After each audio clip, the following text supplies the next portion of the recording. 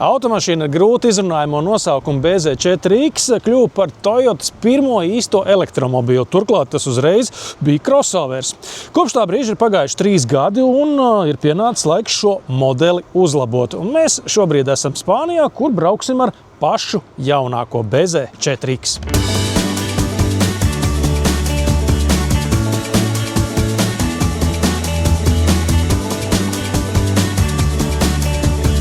To dizainā tādu radikālu izmaiņu nav, jo tā tomēr ir tikai modernizācija.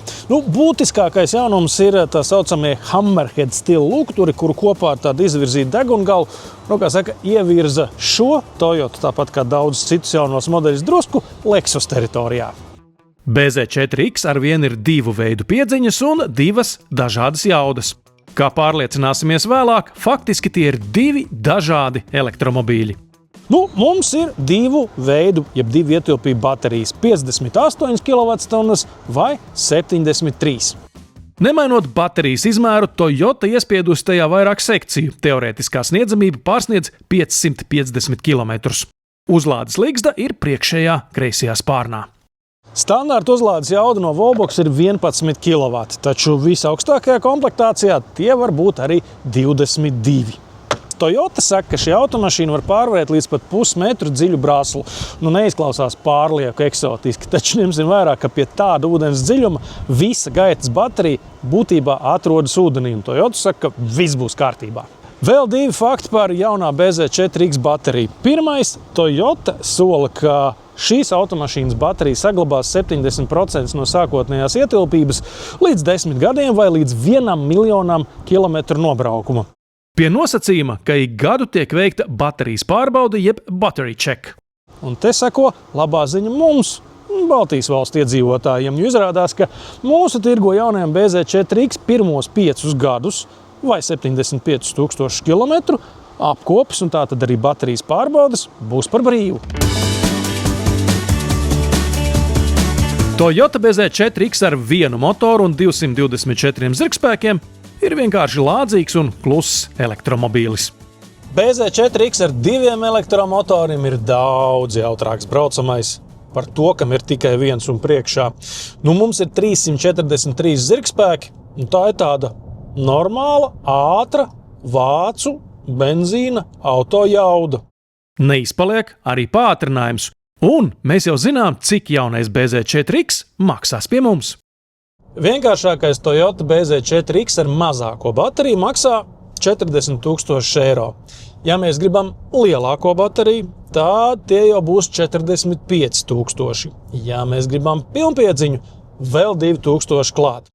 Ar visām ekstrām un 22 kW Wallbox uzlādi BZ4X Executive gan iebrauks 50 000.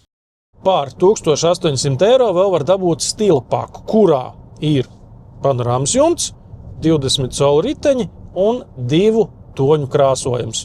Man no tās pakas interesē tikai riteņi.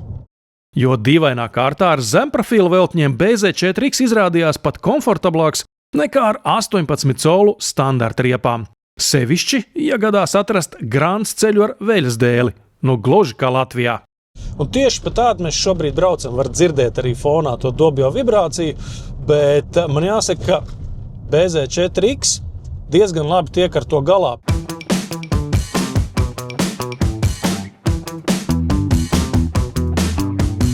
BZ4X salons arī ir mainījies pavisam maz, tā pati aviācijas tipa stūra, tālu priekšā aizvirzīts mērskalu panelis un, ekrāns gan ir lielāks. 14 colus pa diagonāli ar visiem šitiem jaunajiem kloķiem un tas visās komplektācijās ir standartā. Paneļa proporcijas veidotas pēc iespējas izstieptas horizontālā plaknē, kā jau mūsdienās ierasts. Taču daudz svarīgāk ir tas, ka viduskonsole ir zemāka un platāka. Un tagad te ir vieta 2 ļoti jaudīgiem bezvadu lādētājiem, un vispār visa tā padarīšana ir daudz vieglāk sasniedzama. Un ja mums ir darīšana ar pilnpiedziņas BZ4X, tad jāiemācās rīkoties ar šīm 2 pogām. X-Mode funkcija nāk pat taisno no Subaru, ar kuru kopīgi elektromobili Toyota ražo arī jaunajā paaudzē. Toyota kopā ar Subaru ļoti centušies, lai padarītu BZ4X par tādu kā īstu ziemas automobīlu. Piekritīsiet, ka elektromobīļu pasaulē tādas automašīnas ir retums. Tieši tikpat liels retums ir elektromobīļu testa braucieni pa kalnu ceļiem.